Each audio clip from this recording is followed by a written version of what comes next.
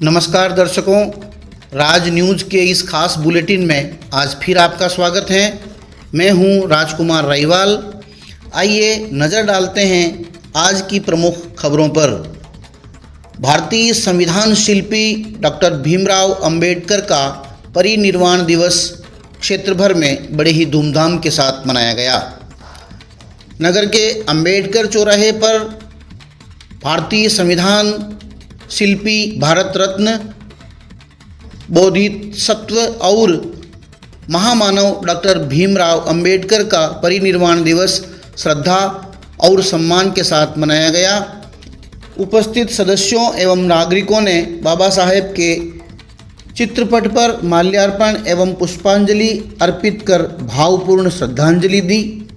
इस दौरान वक्ताओं ने डॉक्टर अंबेडकर की प्रेरणादायी जीवन यात्रा, सामाजिक न्याय हेतु उनके संघर्ष, शिक्षा के प्रति उनके दृष्टिकोण तथा भारतीय संविधान निर्माण में उनके अप्रतिम योगदान पर प्रकाश डाला।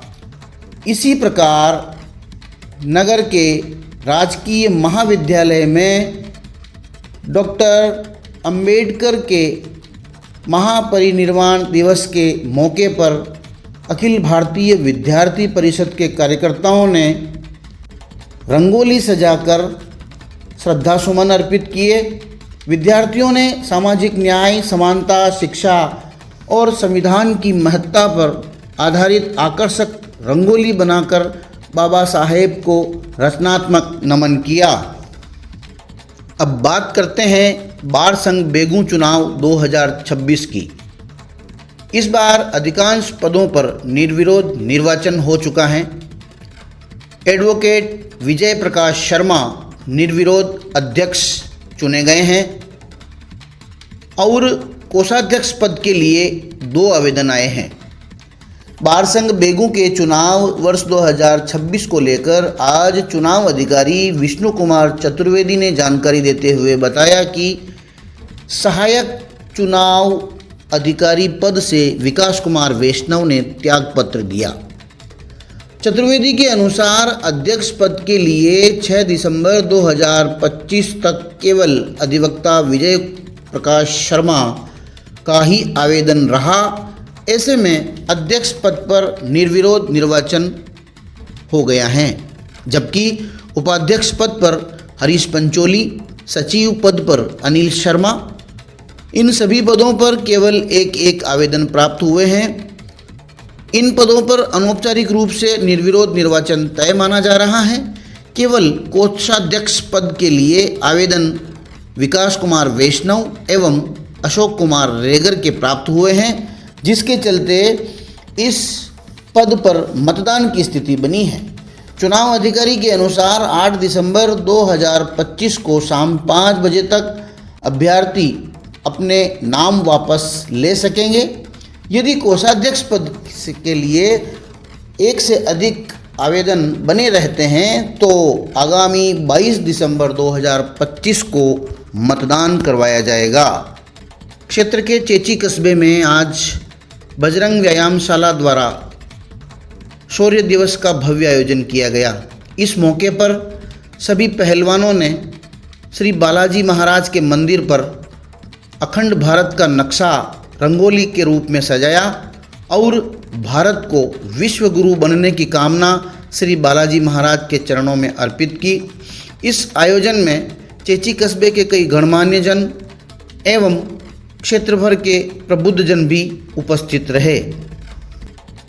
अब बात करते हैं बेगू में कुत्तों के आतंक पर नियंत्रण की।